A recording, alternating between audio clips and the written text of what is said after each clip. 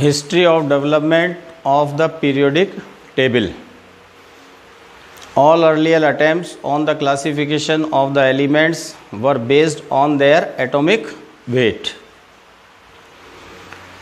सबसे पहले है डॉबरिनर्स ट्रेड लॉ.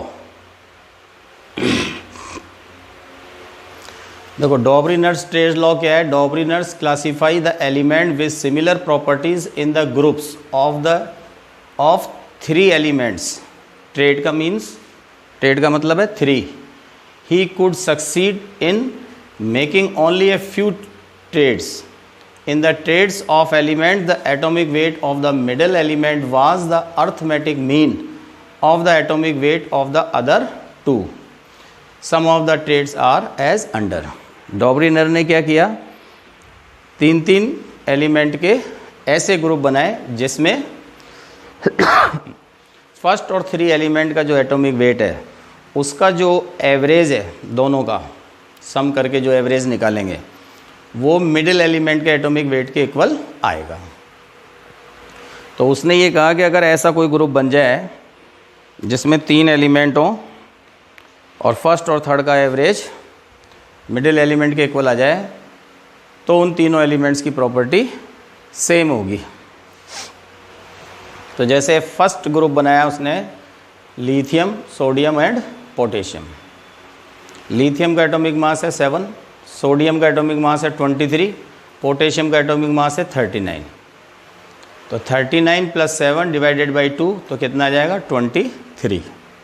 तो इस तरह से लिथियम, सोडियम और पोटेशियम तीनों की प्रॉपर्टी क्या हो गई, सेम हो गई. कोई भी ऐसा ग्रुप बन जाए जैसे कैल्शियम, स्ट्रोंशियम और बेरियम, तो 40 + 137 upon 2 is equal to 88, something 88 के करीब आ जाएगा. तो कैल्शियम, स्ट्रोंशियम और बेरियम तीनों एलिमेंट जो हैं वो उनकी प्रॉपर्टी सेम होगी. और सही भी बात है. देखो ये तीनों एल्कली मेटल हैं, ये तीनों एल्कलाइन अर्थ मेटल हैं. इसी तरह से फास्फोरस, आर्सेनिक और एंटीमनी. इसके बाद है क्लोरीन, ब्रोमीन और आयोडीन 35.5, 80, 123. तो इन दोनों का टोटल करके एवरेज निकालेंगे तो कितना आ जाएगा, 80 के करीब आ जाएगा. तो ये है डॉबरिनर ट्रेड लॉ. लेकिन आगे चलकर इस तरह के ग्रुप बनना पॉसिबल नहीं हुआ, इसलिए ये फेल हो गया. देखो the major drawback of Dobereiner's classification was that the concept of triads could be applied only for the limited number of elements. Classical concept है ये. इसके बाद आया Newlands law of octaves. Newland pointed out that if the elements are arranged in order of their increasing atomic weights, every 8th element had similar properties to first one, like the first and 8th note of the musical scale. जैसे music में, संगीत में सारे गमा पाधा निसा, तो पहला और 8वां जो सुर होता है वो एक जैसा होता है. तो न्यूलैंड ने एलिमेंट्स को इंक्रीजिंग ऑर्डर में अरेंज किया और उसने कहा फर्स्ट और 8th एलिमेंट दोनों की प्रॉपर्टी क्या होगी, सेम होगी. तो जैसे सा, रे, गा, मा, पा, धा, नी, सा, तो lithium, beryllium, boron, carbon, nitrogen, oxygen, fluorine. तो देखो 1, 2, 3, 4, 5, 6, 7 और 8th कौन सा हुआ, सोडियम. तो फर्स्ट और 8th दोनों एल्कली मेटल हैं, दोनों की प्रॉपर्टी क्या है, सेम है. इसी तरह से अगर अपन आगे देखेंगे तो सोडियम है, magnesium, aluminium, silicon, phosphorus, sulphur, chlorine और क्या आ गया, पोटेशियम. अगर अपन इससे स्टार्ट करेंगे तो 1, 2, 3, 4, 5, 6, 7, 8. तो सोडियम के बाद पोटेशियम, ये भी एल्कली मेटल है, तो इन दोनों की भी प्रॉपर्टी सेम होगी. Furthermore with the discovery of noble gases, जब नोबल गैसेस की डिस्कवरी हुई, the properties of the 8th element were no longer similar to the first one. तो आगे चलकर ये भी लॉ फेल हो गया और कुछ लिमिटेड एलिमेंट्स पर ही ये एप्लीकेबल था। इसके बाद आया मेंडलीव्स पीरियोडिक लॉ। देखो मेंडलीव्स पीरियोडिक लॉ क्या है। Mendeleev's a Russian chemist use broader range to physical and chemical properties to classify the elements. Law क्या है, the physical and chemical properties of elements are the periodic function of their atomic weights. यानी कि physical और chemical property जो element की होती है वो किस पे डिपेंड करती है, एटॉमिक वेट पर। ऐसा मेंडलीव ने कहा, करती एटॉमिक नंबर पे है, लेकिन मेंडलीव का जो कॉन्सेप्ट है वो बता रहा हूँ मैं।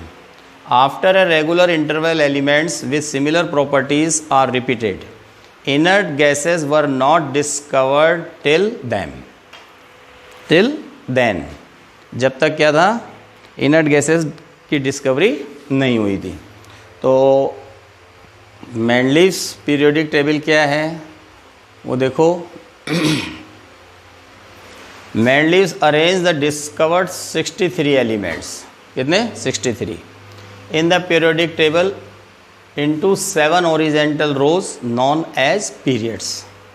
तो जो हॉरिजेंटल रोज हैं वो तो क्या है, periods, and 8 vertical columns known as group 1 to 8। ठीक। अब इस मेंडलीव पीरियोडिक टेबल में डिफेक्ट क्या है, defects of Mendeleev periodic table. पहले आप चाहो तो ये टेबल देख लो। देखो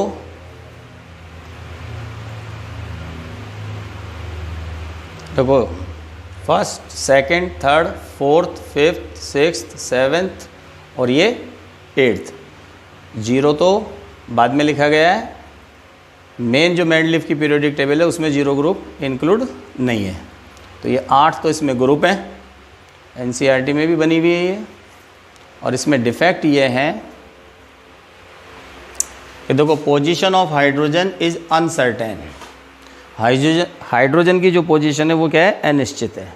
कैसे, it has been placed in first A and 7th A groups. देखो फर्स्ट ए में भी रखा जा सकता है और 7th ए में भी रखा जा सकता है। फर्स्ट किसका है, एल्कली मेटल का। तो like alkali metal, hydrogen after losing 1 electron form H+ ion. यानी कि इलेक्ट्रॉन देने की और लेने की दोनों की टेंडेंसी हाइड्रोजन में होती है। इसी तरह से 7th जो ग्रुप है वो क्या है, फ्लोरीन, क्लोरीन, ब्रोमीन, हेलोजन है। हेलोजन क्या होता है, नेगेटिव आयन बनाती है बाई एक्सेप्टिंग 1 इलेक्ट्रॉन। तो हाइड्रोजन में जब 1 इलेक्ट्रॉन लूज करता है वो, जब तो बनता है H+, और जब 1 इलेक्ट्रॉन गेन करता है तब क्या बनता है, H-, जिसे क्या बोलते हैं अपन, हाइड्राइड आयन। तो हाइड्रोजन को दोनों ही ग्रुप में रखा जा सकता है, इसलिए इसकी पोजीशन अनसर्टेन है। दूसरा क्या है, no separate positions are given to isotope. अब आइसोटॉप क्या होते हैं, same atomic number but different atomic mass. अब मेंडलीव की पीरियोडिक टेबल का जो क्राइटेरिया है, बेस है, वो क्या है, एटॉमिक वेट। तो जब एटॉमिक मास या एटॉमिक वेट जब डिफरेंट है, तो जैसे ऑक्सीजन के 2 आइसोटॉप हो गए 16 और 18, तो 16 को तो इसने जो मेंडलीव की पीरियोडिक टेबल है उसमें स्पेस मिल गई, तो दूसरा जो आइसोटॉप है उसको कोई स्पेस नहीं मिली। तो no separate space given by Mendeleev for isotopes. क्योंकि जब एटॉमिक मास अलग अलग है तो उनको अलग अलग टेबल में सिचुएटेड होना चाहिए था, जो कि ऐसा नहीं हुआ। इसके बाद है, it is not clear to which group lanthanides and actinide belong to. तो लैंथेनाइड और एक्टिनाइड क्या होते हैं, 58 से 71 लैंथेनाइड, और एटॉमिक नंबर 89 to 103 वो क्या होते हैं, एक्टिनॉइड्स। उनको अलग से मेंडलीव की पीरियोडिक टेबल में कोई स्पेस नहीं दी गई है, तो ये भी एक डिफेक्ट है। इसके बाद नेक्स्ट है, order of increasing atomic weights is not strictly followed in the arrangement of elements in the periodic table. अब एटॉमिक वेट के जो इंक्रीजिंग ऑर्डर में उसने रखा था उसके हिसाब से भी अगर अपन देखें तो देखो, कोबाल्ट एटॉमिक वेट होता है 58.9, इज प्लेस बिफोर निकल। तो निकल से पहले इसको स्पेस मिली है, और निकल का एटॉमिक वेट कितना है, 58.7। तो किसका कम है, निकल का। तो निकल को पहले रखना चाहिए था, जो कि ये डिफेक्ट हो गया। इसी तरह से argon 39.9 is placed before potassium 39। इस तरह से ये कुछ डिफेक्ट हैं, तो ये ध्यान रखना, ठीक है। ये मेंडलीव की पीरियोडिक टेबल और ये tomorrow we will discuss long form of the periodic table और मोजलेस पीरियोडिक टेबल। बोर और मोजले ने बनाई थी, वही आज की तारीख में चल रही है, वही पढ़नी है अपने को। लेकिन ये पुराना जो पहले का जो डॉबरिनर, न्यूलैंड्स और ये मेंडलीव्स, तो इनके अपने को डिफेक्ट पता होने चाहिए और लिमिटेशन जिसे बोलते हैं अपन, वो पता होना चाहिए। थैंक्स।